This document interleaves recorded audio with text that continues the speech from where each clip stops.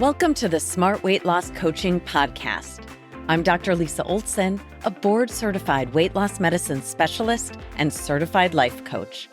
In this podcast, I'll share fresh insights and effective techniques for incorporating mindset, habit change, and proven science into your life. Are you ready to achieve sustainable weight loss, wellness, and longevity? Then let's jump in and lose weight the smart way. Welcome back. In the 1950s, two groups of researchers, one out of the US and one out of the UK, published landmark research studies proving that cigarette smoking was linked to lung cancer, which prompted greater awareness of this in the medical community. Despite this knowledge, there were doctors willing to talk about certain brands of cigarettes being healthier than others for smokers. For a price, of course. It wasn't until 1964 that Dr. Terry Luther, the Surgeon General, issued a report at a press conference stating that smoking caused lung cancer and also probably caused heart disease. He himself was a smoker, as were the majority of medical students at the time. This was the beginning of a shift in public awareness about the dangers of smoking. Despite holding his press conference on a Saturday to minimize the impact on the stock market, the announcement was picked up by the media and plastered across the evening news. At that time, 42% of Americans smoked. But when America's top doctor advised that people should quit smoking, that advice slowly and steadily led to a decline. Today, it's estimated that about 10% of Americans still smoke, the majority of whom would like to quit. How does smoking relate to weight loss, health, and longevity? It has to do with the intrepid, the brave willingness of Dr. Luther. As the expert on public health, he did something that was in many ways controversial, even divisive. He took a popular and accepted social norm like smoking, and he told the truth about it. Think about the implications of that, with 42% of people smoking and probably a large portion of the country's gross domestic product dependent on the tobacco industry. During the early 1960s, when the Surgeon General made this controversial announcement, the number of people who worked in the entire tobacco industry, including farming, processing, manufacturing, distribution, and sales, was around 2 million people. Today, I personally know one person who smokes, just one. And I'll bet you also know fewer and fewer people who smoke. The decline in smoking rates started with the Surgeon General taking a stand because the data were incontrovertible. You know what else is incontrovertible? Ultra-processed ingredients and their impact on our health. I'm not just talking about ultra-processed foods like French fries or candy or frozen pizza or chips. I'm talking about most, but certainly not all, flavored yogurts. I'm talking about most cereals, most bread from the grocery store. I'm talking about soda, whether it's Coke, Diet Coke, or yes, even Olipop, with its adorable packaging and super cute name that's fun to say, Olipop. It's not Olipop like lollipop, it's Olipop. However you pronounce it, it's just a slightly less ultra-processed version of soda pop, which is contributing to an epidemic of obesity and MASLD. Metabolic dysfunction-associated steatotic liver disease, or MASLD, is a disease where fat accumulates in the liver. In severe cases, it can progress to liver failure, leading to liver transplant or premature death. I think it's time for me to channel my inner Dr. Luther and tell the honest truth, which is that ultra-processed foods, also called Nova-4 foods and drinks, are killing us. Just like tobacco killed so many people. My grandfather, in fact, died at 44 years old from a massive heart attack. He was pretty fit and only a little overweight, but he smoked. And now we know how deadly smoking is. But he didn't really know that back in 1960 when he died.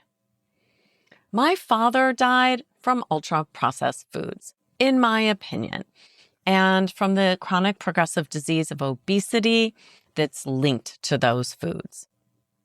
I don't want anyone listening to say that someone they love died from ultra-processed foods because those of us in the medical community were soft-stepping around the seriousness of these products.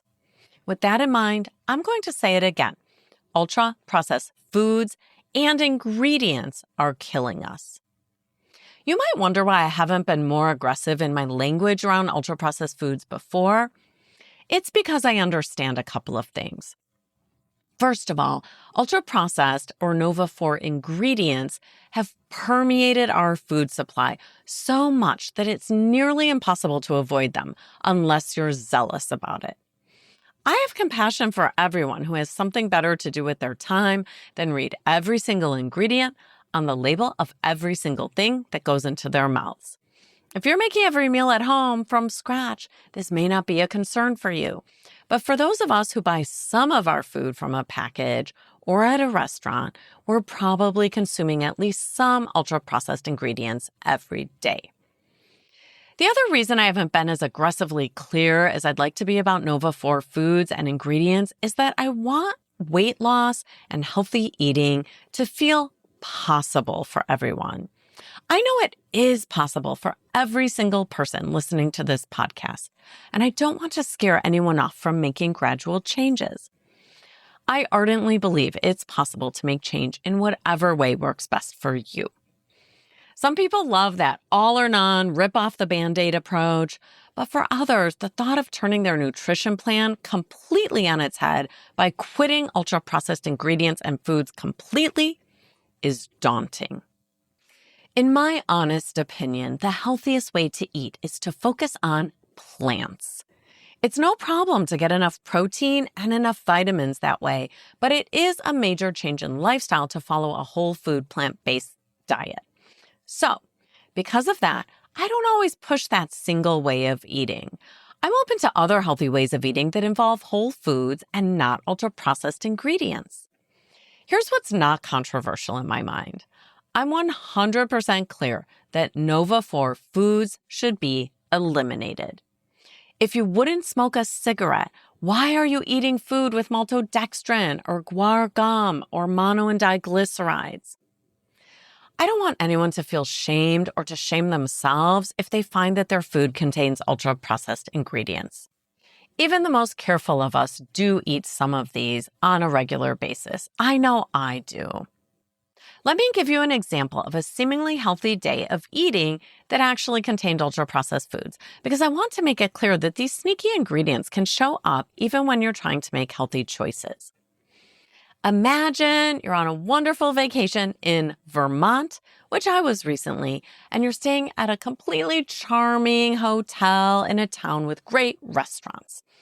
You can be eating things like an acai bowl for breakfast. That seems healthy, right? It has yogurt, fruit, granola, and shredded coconut on it. But guess what? The vanilla yogurt turns out to have Nova-4 ingredients in it, like guar gum, locust bean gum, and natural flavors, which are typically far from natural since that's an unregulated term. And in the best case scenario, the granola might use Vermont maple syrup as a sweetener.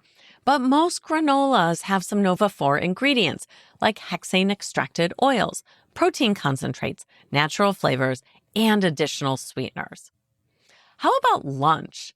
I was trying to order a veggie burger one day at a restaurant, and it turned out to be a pre-made frozen version of a veggie burger that contained fake meat. In other words, it was highly processed. I'd consider it better for the planet than eating a burger made from beef, and certainly better for the cow, of course, but it was definitely worse for me than a burger made from farro, mushrooms, and black beans, which I eventually found in my quest for a healthy veggie burger in Vermont. How about the bun? Forget it. While I know there are places that probably make their own burger buns from scratch, these restaurant treasures are few and far between. You can be sure that nearly all buns served with burgers are Nova-4 or ultra-processed. How about the condiments? The ketchup, ultra-processed. The mustard, also almost always ultra-processed. I chose to eat my burger plain on a bed of lettuce with tomato and onion to flavor it, which was actually delicious. I ordered a side salad instead of the fries, but by that point, I was pretty beaten down by trying to avoid Nova 4 ingredients, and I just took whatever balsamic vinegar dressing they offered.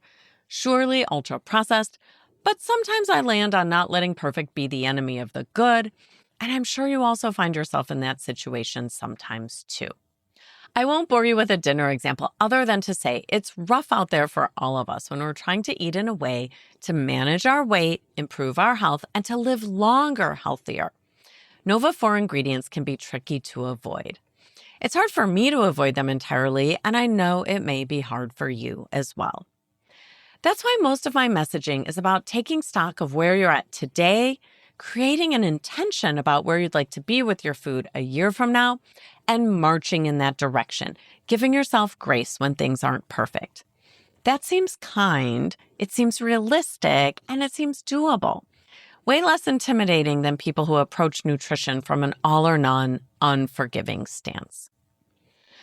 One thing I'm going to change is just to be more direct about Nova 4 foods. I don't really see myself changing who I am. I'm always going to be your supporter, cheering you on for your effort, even when you don't nail it. I just really prefer that approach. But you're going to hear the raw truth that screening all of your food for Nova 4 ingredients is akin to checking to make sure it's not lightly poisoning you in a cumulative, progressive way. Dr. Luther, our Surgeon General, did not say we should all smoke fewer cigarettes, or just smoke 3 or maybe 4 or 5 a day, and you probably won't ever get emphysema or have a heart attack or develop esophageal or lung cancer. No, he just said that smoking caused cancer and probably heart disease based on the current science in 1964, and we should all quit. He was clear that smoking was killing many people. Not everyone, but enough people that we should all quit. So that's what I'm suggesting to you today. And to myself. Just like I wouldn't smoke 1 cigarette, why would I eat fries with my veggie burger in Vermont? Which, by the way, I did with my second veggie burger of the trip. I'm human and still working on this too. Moderation is the right answer for a lot of things, but it's no longer the right answer for ultra-processed foods. Before we jump into 3 hints for outright quitting Nova 4 foods, let's hear a quick word from our sponsor. Just kidding, it's still me, Dr. Lisa Olson, physician and founder of Smart Weight Loss Coaching. If you've been considering the role of weight loss medications in your weight loss journey, you need a smart medical team with the experience to help. For those of you living in Illinois, I hope you'll consider working with us. We've just brought on a fantastic physician assistant with over 20 years of experience, and she's taking new clients. Reach out to us at team@smartweightlosscoaching.com to make an appointment or to learn more. And we're back. With U.S. adults eating about 70% of our calories from ultra-processed foods, it's going to take time for consumption to go down, but it's worth the effort. Nova 4 foods increase your risk for weight gain, heart disease, diabetes, and certain types of cancer, even dementia.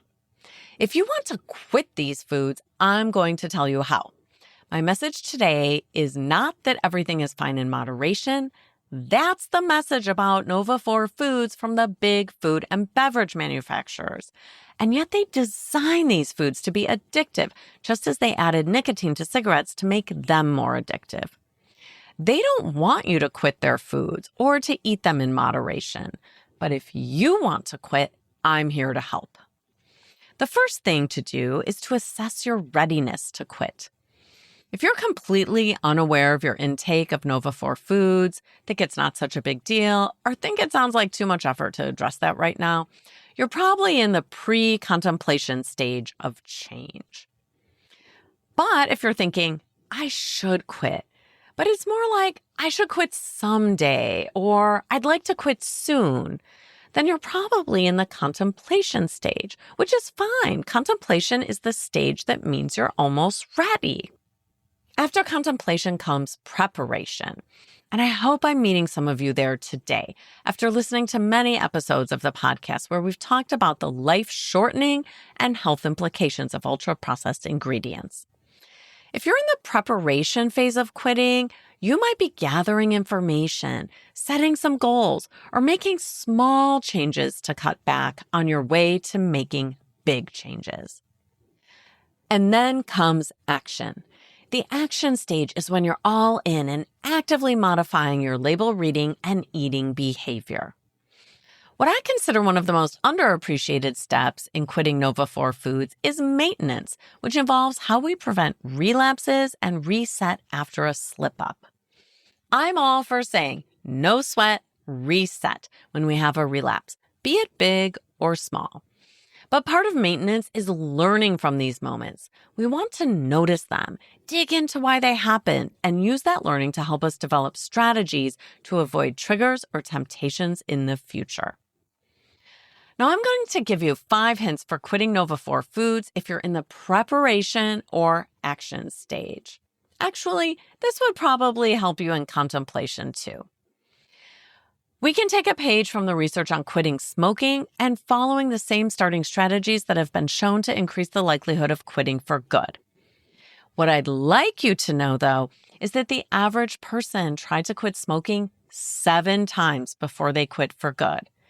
That really speaks to the tenacity of trying again and not giving up when something's important for your health, for your weight, and for your longevity.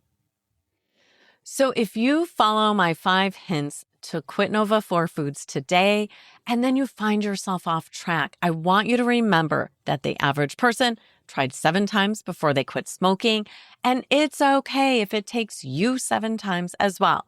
Or maybe it's 10 times, or maybe it's 15. It doesn't matter. The important thing is I want you to keep stepping forward, keep taking action. You'll get there. Okay, hint number 1, set a quit date for ultra-processed foods and ingredients. You might think this is hard to do because you still have to eat. I agree that it's a little trickier than picking a quit date for smoking because you may have to transform nearly everything you consume. But we all start somewhere. Just pick a date. Maybe not today, maybe not tomorrow. It's okay to give yourself a little lead time to get prepared, but pick a date and put it on your calendar. Hint number 2 is to start telling people what you're doing and when you're quitting. You're setting the stage for your quit date by garnering support. During this stage, you may start to read ingredient labels on everything you buy in order to raise your awareness of which foods need to be swapped out for other brands or other more simple whole foods. During this stage, you might decide to go to smartweightlosscoaching.com and pick up our free PDF that lists Nova 4 ingredients, so you have a handy list of which ingredients you're trying to eliminate. Hint number 3 is to shake up your routine on your quit day. If you normally grab an ultra-processed Starbucks spinach feta wrap on your way to work, get up 20 minutes early and follow your plan for what you'll make for breakfast instead. Maybe you'll make yourself avocado toast on whole grain bread or some steel-cut oats with fruit and nuts on top. Plan out everything about your quit day food and make sure you've done what you can to ensure your success. Hint number 4 is to anticipate and have a plan for obstacles, which will invariably arise. Don't let it stress you out. This is a normal part of habit change to hit a snag here and there. But if you ask yourself each day, what might derail you, you'll be a bit more prepared in order to avoid the expected bumps in the road. If you tend to eat some junk food out of the conference room in the late afternoon when your energy lags, that's something you can anticipate. Maybe you'll bring an apple or a banana with you to work for moments like that. Finally, hint number 5 is to have a plan for resetting when things go sideways. Please feel free to borrow my standard phrase, no sweat, reset. It's not a way to say it doesn't matter.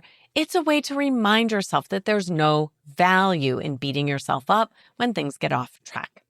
Rather, there's value in focusing on the future, not the past. Find the learning, apply it, and move on.